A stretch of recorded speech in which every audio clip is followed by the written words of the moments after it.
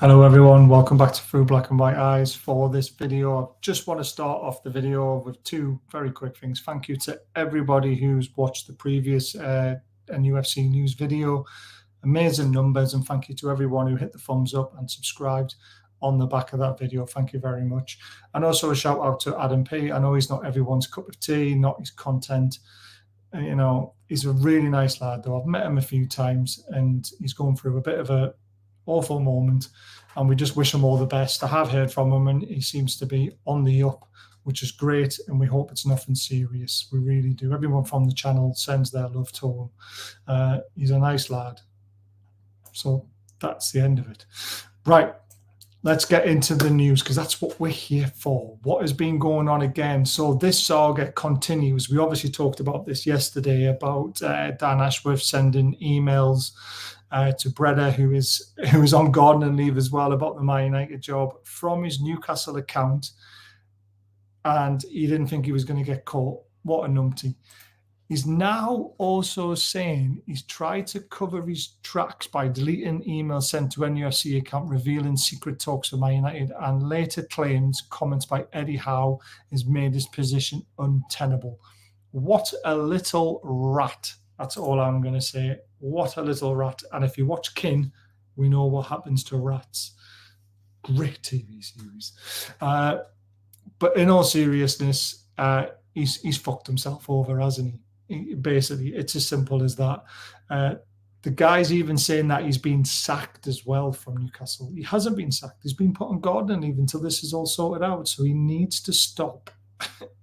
He just needs to stop. He needs to be quiet, admit he's made a mistake, and take his medicine to whatever that will be.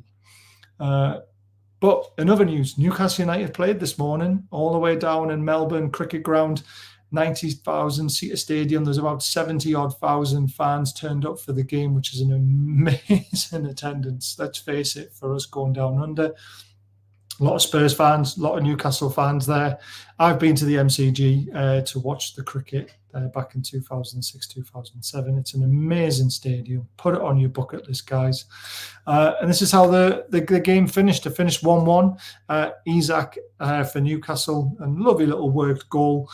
Bruno and Joe Linton in the thick of it, and a cross from Murphy, which the keeper palmed out into the middle of the goal, and Isaac was there to stab it home. And Maddison gave Spurs the lead. However, we won 5-4 on penalties, which is amazing because we never win penalty shootouts normally. This is how we lined up in the first half. We went full strength. Port made a mistake for the goal, but we're not going to talk about that.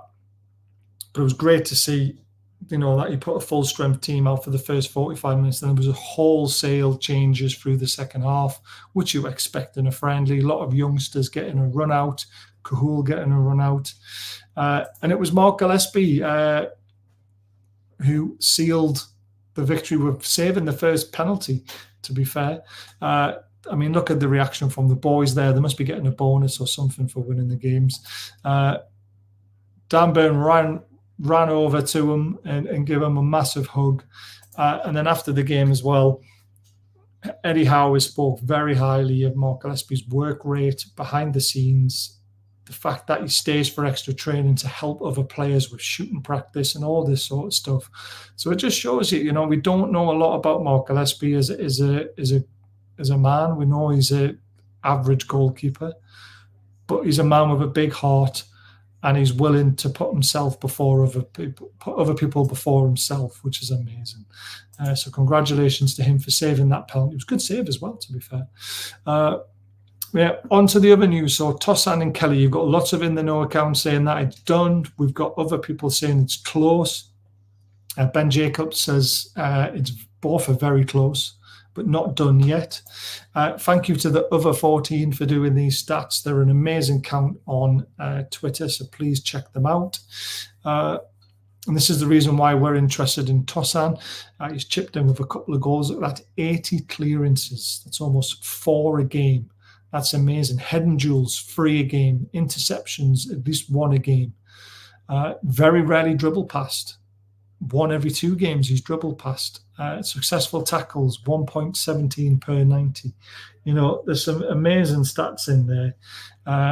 Short passing accuracy, 89%. Long passing accuracy, 53%, which is not bad either. So he's one of the reasons why we're very interested in signing Tosin. I think he's close. I honestly think he's waiting until after the FA Cup final to see if we get European football potentially, because he knows he'll get more game time. So it's one to certainly keep an eye on. And Eddie Howe is a fan and he wants him. The other one is Kelly. We all know that. Sky Sports have finally come out today and said that he's not staying at Bournemouth and he's on his way out. Again, successful tackles, 1.39 per 90, clearances 3.4 per 90, head and duels 1.67 per 90, passing accuracy short 88, long passing not so good 36%, and head and duels 61% he's won. He's got 1 assist. So we expect him to hopefully get more, being in a better team. But yeah, again, another player we're very, very interested in. And what this does, if we can get them two in and we can get the keeper in, that's our back line sorted. And now we just got to concentrate on a right winger, a striker, and maybe another playmaker or something along those lines. So let's see what happens. Before we go on to the last 2 bits of news, just please, if you are enjoying this video, hit the subscribe button. I really do appreciate it. And please hit the thumbs up button. It doesn't cost anything, and it just really helps support the channel and get those numbers up. We have 2 amazing sponsors. I'll quickly go through. Diacro, amazing NUFC t-shirts. Code BAZ20 for 20% off. Link is in the description. And same for football prizes. They do amazing raffles. Trippier Shaw one just been done, a Joe Linton one being done. I'm waiting to find out what the next one is because they come thick and fast. But the link's in the description. They do lots of raffles. They do cash raffles as well. So please check them out if you can. Right. Sesko.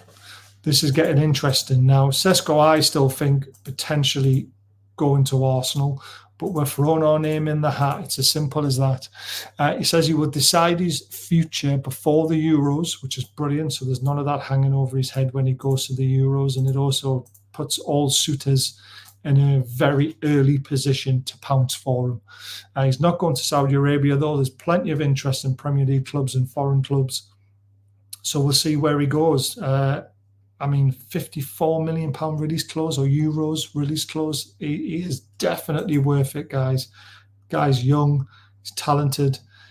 Put him alongside Isak and in the squad, and even maybe with Wilson, 3 amazing strikers. If we've got Europe, we've got fighting on 4 fronts.